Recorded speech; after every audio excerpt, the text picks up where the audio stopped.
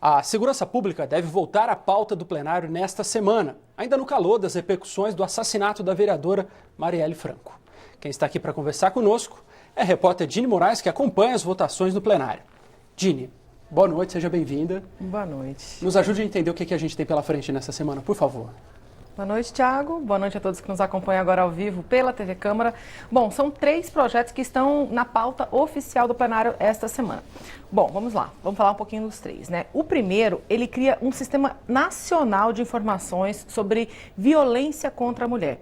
E qual é a ideia aí? A ideia é sistematizar esses dados no país todo, porque o que acontece hoje? Há uma subnotificação de crimes relacionados à mulher. É porque cada delegacia registra de uma forma. Então, a ideia é que se haja um padrão nacional para registrar esses casos e que tenham componentes, por exemplo, qual é o tipo de agressão, o que motivou aquela agressão, que tipo de agressão que foi, que haja aí uma padronização para se ter dados concretos de violência contra a mulher no país. Isso é fundamental, inclusive, para o combate à violência contra a mulher, porque você consegue ter uma noção do que está acontecendo em todo o país, né? Exatamente. Uma das reclamações é justamente essa, que você não tem um mapeamento correto de como está a violência no país, ou como é a violência no país hoje, por causa justamente dos registros, que os registros eles não seguem um padrão e não se tem um registro nacional desse crime. Então, a ideia desse projeto é essa.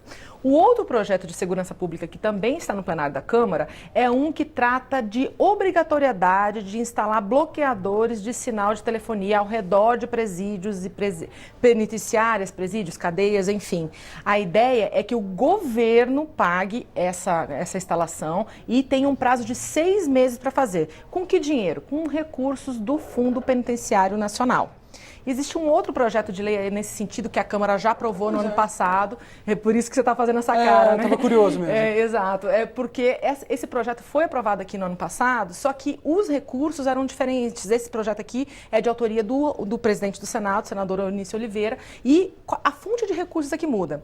O prazo é o mesmo, os bloqueadores de sinal de telefonia são os mesmos, só que nesse projeto do Eunício, o fundo é que vai pagar, o Fundo Penitenciário Nacional é que será fonte de recursos para instalar esses bloqueadores de sinal de telefonia. Existe uma estimativa do custo? O outro projeto que agora está no Senado, que foi aprovado aqui pela Câmara, quem pagaria seriam as próprias telefonias, as próprias empresas telefônicas. Então tem aí uma diferença de quem paga a conta no final das contas. Mas alguém sabe o tamanho dessa conta? Não, ainda não se tem uma estimativa por certo. Existem alguns cálculos feitos por entidades não governamentais, mas ainda não se há um valor concretizado pelo governo a respeito disso, Thiago.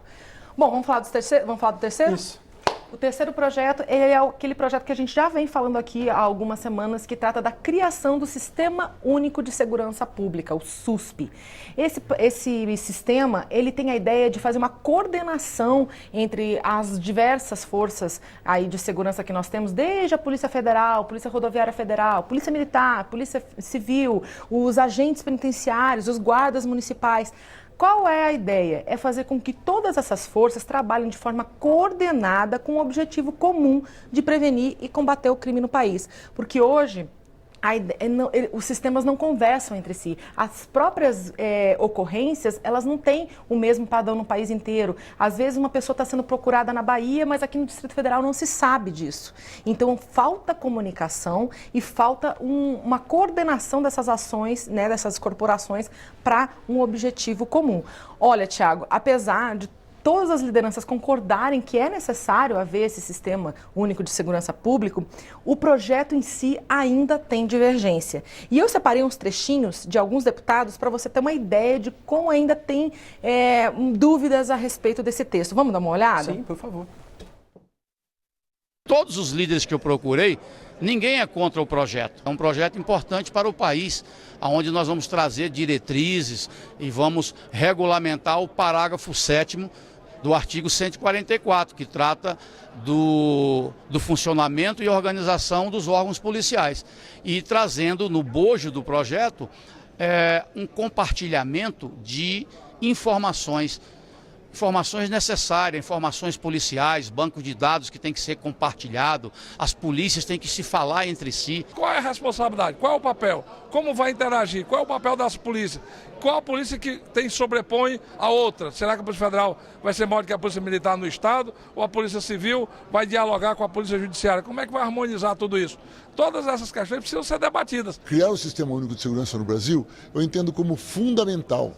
Agora, de onde poderia tirar um recurso que não fosse a reoneração? Simples, volte a criar a antiga CPMF.